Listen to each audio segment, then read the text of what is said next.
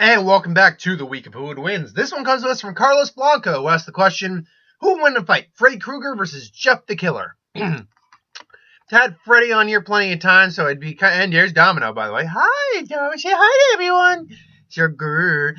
You want to help me do the video? You want to be Freddy Domino Krueger. Okay, so get your little puppy claw and go hunt little cats in their dreams. That'd be adorable. So, Freddy Krueger was a child murderer and very heavily implied and then revealed, at least in the reboot, a pedophile that was basically cornered in his home and burned to death by the parents of the kids he abused. He, however, survived and lives basically through a contract with dream demons. That's the thing. That allows him to live in the dream world and basically hunt and murder kids in their dreams. So as basically the Sandman, because Myers is the boogeyman, Krueger's the Sandman. As the Sandman, he can basically appear whenever you're dreaming. Has pretty much omniscience, any power you can think of in the dream world he has, and use that to hunt you down and kill you, mess you up. Now, there are ways around this power of his. If you're not afraid of him, it doesn't defeat him, but it does weaken him. And enough people not being afraid of him does severely weaken him. Also, if you can lucid dream, if you can actually control the state of your dreams, you have at least a fighting chance against him. But again, Freddy has a laundry list of abilities beyond that. He can absorb souls, keep them in him, and use those also to increase his power and help him stay alive. Even if you are able to bring him out into the real world by touching him, waking up, and bringing him out, which is generally considered to be one of the only ways to actually kill him. He's not like super strong, but he still has a menacing claw hand. He still has no qualms about killing you. He's still a guy who could probably, handle himself like a general fist fight. And he does have some level of reality warping still in the real world as well. You can see that in, which one was it? The second one where he set the pool party on fire. Even in the real world, even when he's in the dream world, like in the first movie where he hangs the kid in the jail cell, he's causing the blanket to move in the real world. So he does have some level of reality warping in the real world. It's just on a much smaller scale. We're not going into New Nightmare because New Nightmare wasn't Freddy Krueger. It was a demon that took the form of Freddy Krueger. It was something else entirely. Oh, excuse me. Anyway, but yeah, his powers do kind of become inconsistent in the real world, so there is that. Still, he is a pretty dangerous individual regardless. Jeff the Killer, it was a teenager at the age of 13, started hearing voices, basically went insane and became a serial killer.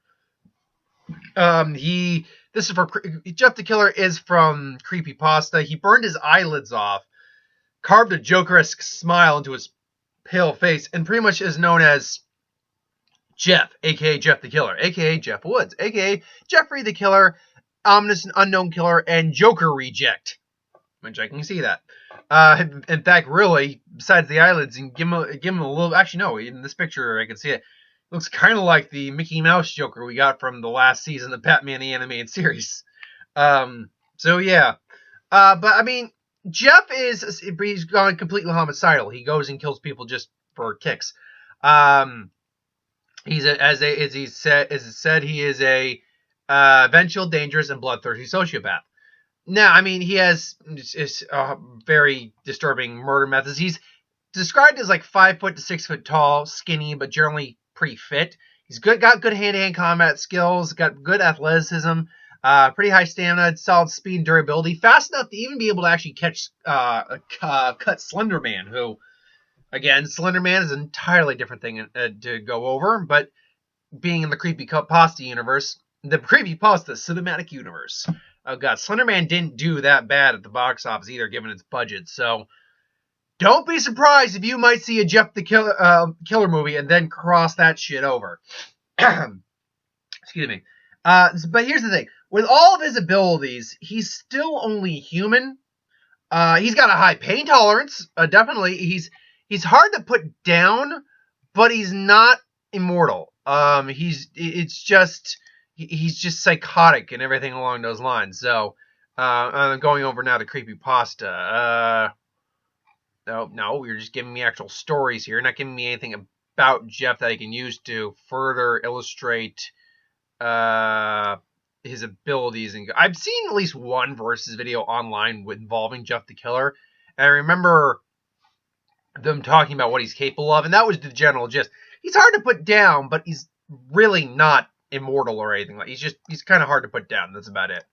But being sociopathic, psychotic, and all that in between, fear tactics would not work on Jeff. Like trying to manipulate his fears, manifest them, would not work on him like it would, say, on anyone. Like even Jason seems to have at least some minor level of phobia. So you could theoretically make the argument that you could make Jason's fears come to light. With Jeff, doesn't seem to be a case. He just seems to be a deranged killer, kind of like a Cletus Cassidy sort of. So when this fight breaks down, there's two forms. There's the dream fight, and then there's a real world fight, if the real world fight even takes place. Which, to be fair, yeah, I'd actually have to say it probably takes place, because Jeff, the fight would more likely start in the dream world. Freddy is, somehow winds up in Jeff, and we're talking about young Jeff, young enough that he catches Freddy's interest as a kid and scare. Freddy just starts cackling, starts trying to menace him around. Come on, kids. What's wrong? Don't you want to hang out? And just, all while Jeff's just got that creepy smile on his face.